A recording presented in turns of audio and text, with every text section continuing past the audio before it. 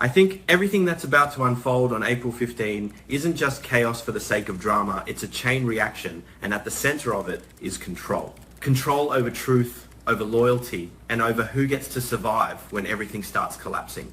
And I feel like Sidwell is the one quietly pulling the first thread that could unravel all of it.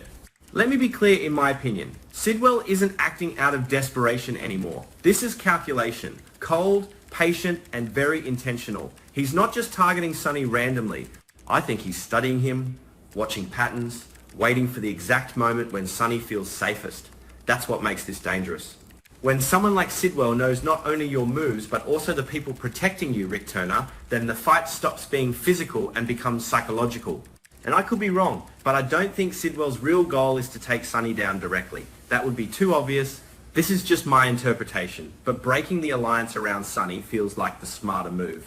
If you isolate a powerful man, you don't need to defeat him, he collapses on his own. So if Sidwell exposes Rick and Turner's involvement, or manipulates their trust, then suddenly Sonny is standing alone without even realizing when it happened.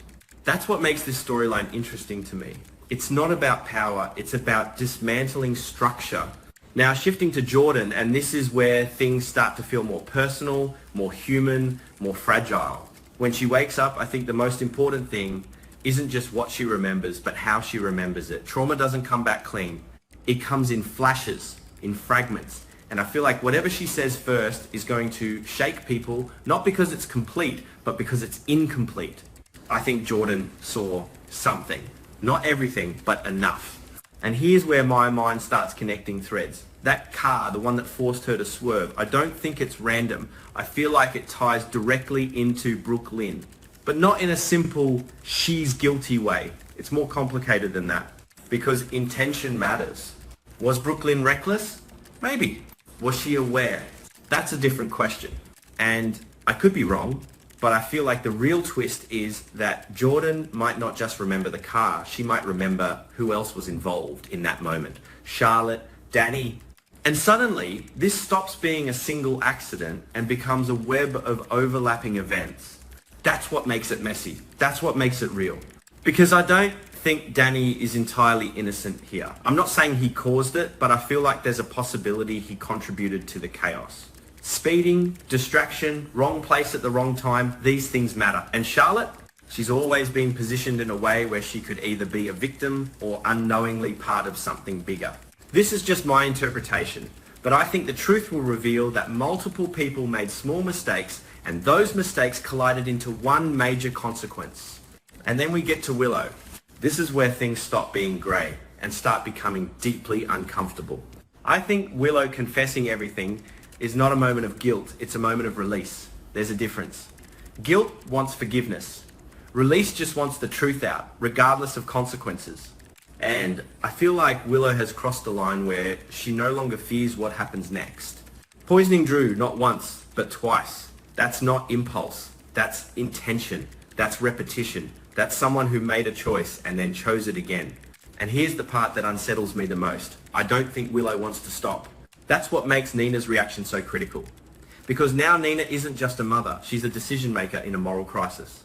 And in my opinion, Nina is about to choose her daughter over everything else. Even over right and wrong. I think a lot of people will say Nina is cruel, and I understand that. But I feel like what she's doing isn't coming from cruelty, it's coming from fear. Fear of losing Willow. Fear of losing control. Fear of the truth destroying everything. And fear makes people dangerous.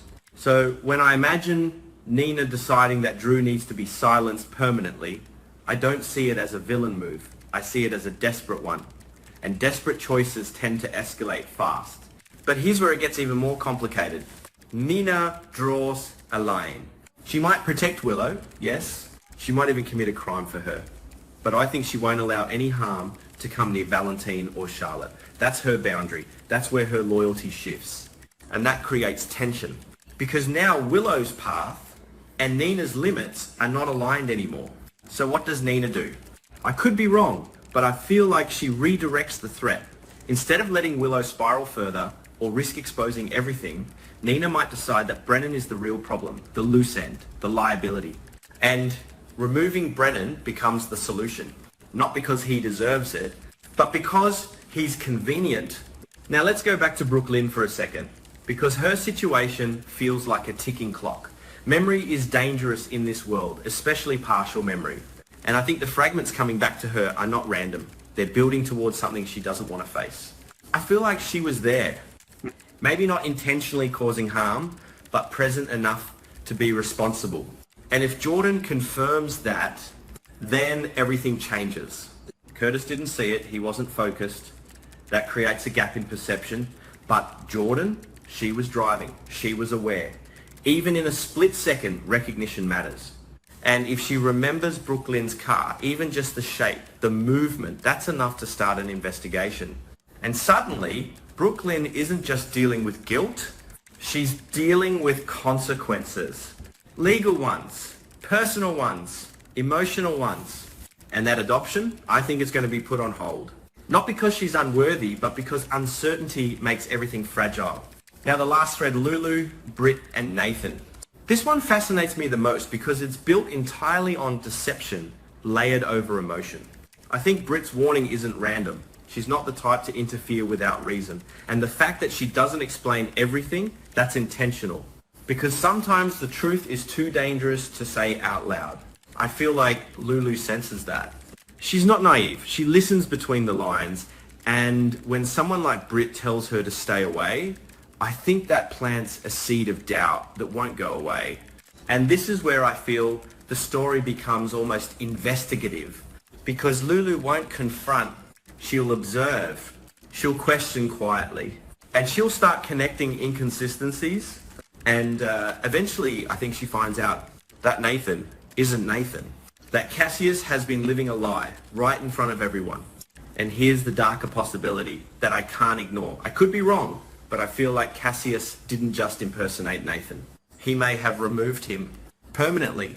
Because maintaining a lie like that requires eliminating the truth. If Lulu uncovers that, then we're not just talking about exposure. We're talking about explosion. Because Lulu won't stay silent. I feel like she'll take it public, push it into the light, force everyone to see what's been hidden. And Cassius, he won't be able to hide behind the mask anymore.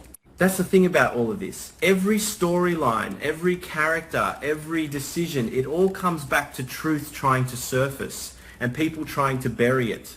And in my opinion, the real question isn't who's guilty. It's who's willing to go the furthest to keep the truth from being known. Because that's where the real danger is.